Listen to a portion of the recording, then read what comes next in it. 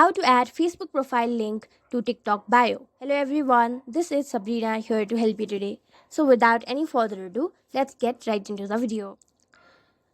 So first, you will need to copy the link of your Facebook profile. To do so, open your Facebook, go to your profile icon, then tap on the three dot. After that, go to copy link to profile.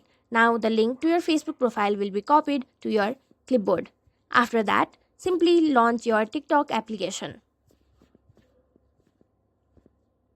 Now tap on your profile icon from your bottom right corner.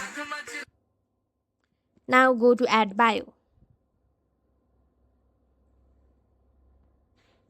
Now all you have to do is paste this Facebook profile link, and then you will be done. So that's it. Thank you for watching this video. Make sure to like, share and subscribe to our YouTube channel. If you got any questions, comment them down and I'll catch you in the next one.